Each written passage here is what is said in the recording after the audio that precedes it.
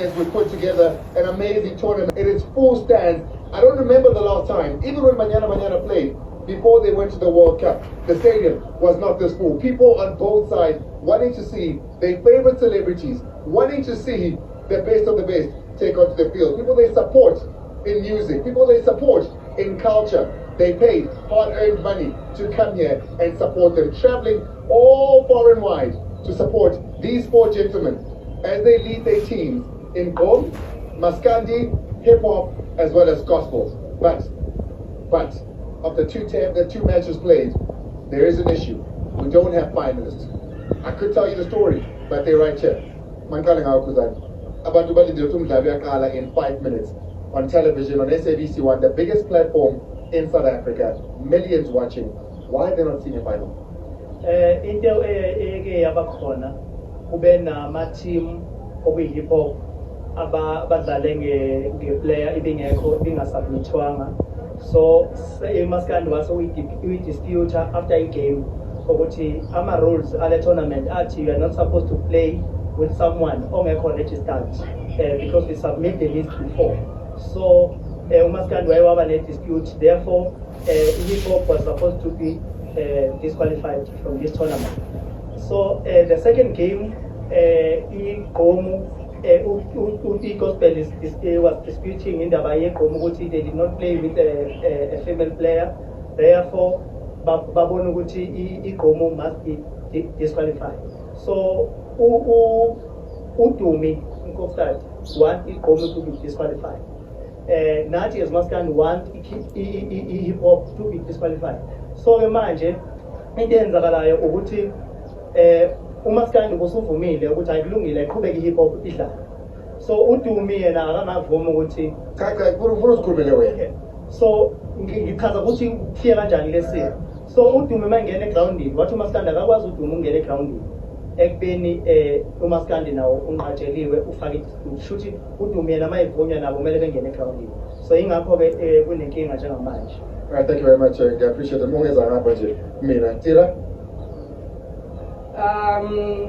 Kube namaphutha enzekile kuma registration ama players yabo.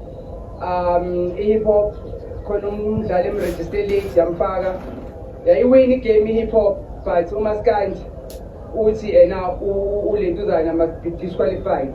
Same thing ngala kuyinaphuzana kwiGqom, we had a female player esingayifakanga sithi manje sifuna ukuyifaka i-female player sekufanele ingene kwathiwa ayibhalanga phansi kwi-list so asikwazi ukuyifaka, so ngalokho banqaba ukuthi siyifake.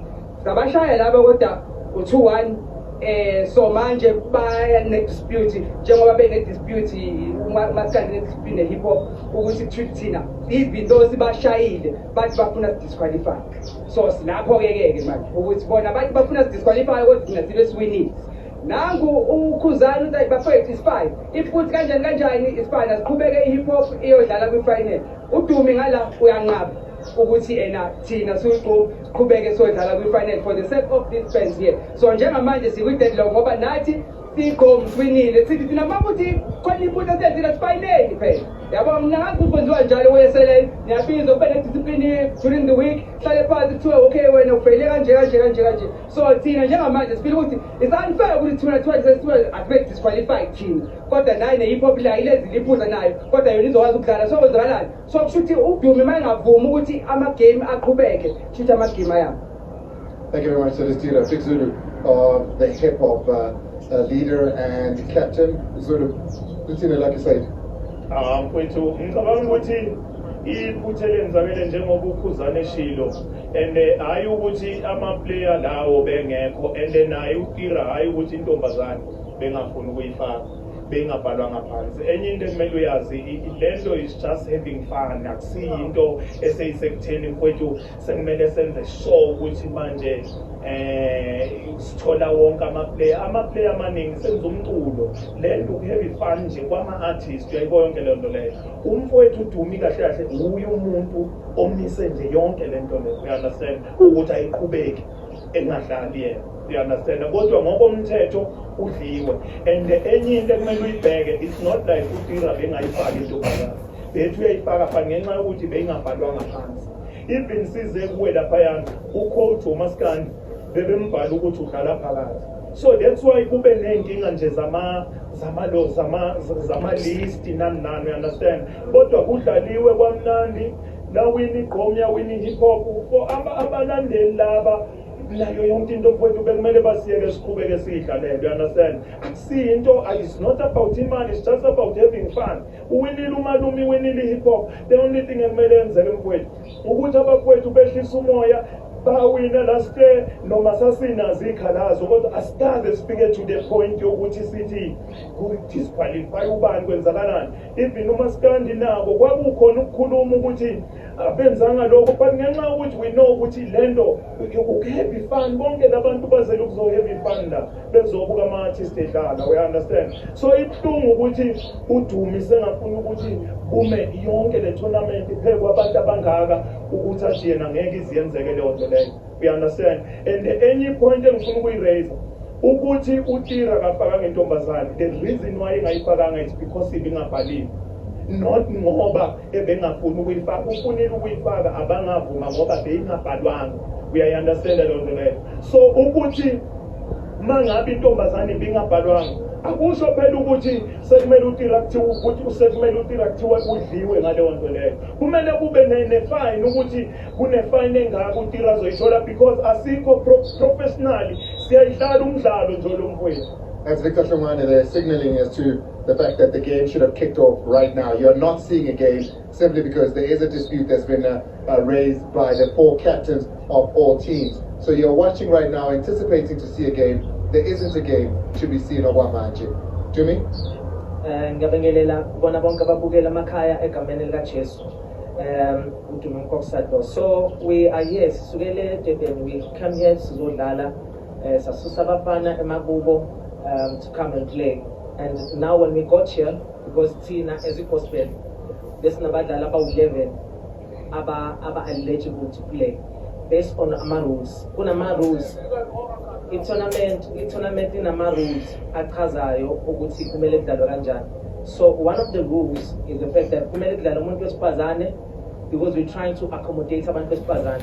IGqom, they decided not to follow that rule, one. Number two, uTira says he claims ukuthi uzamele ufake intombazane egameni. I-rule ithi intombazane kumele ingene for a minimum of 10 minutes. Minimum, the minimum isincane kumele intombazane idlale for 10 minutes.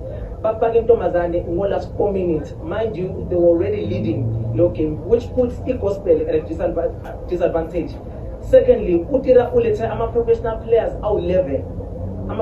None of them i-rule ithi ama-players must be ama-artist. Kumele kube ukuthi bayacula banama-album. uTira ulethe abafana abawu 11 abadlala ibhola.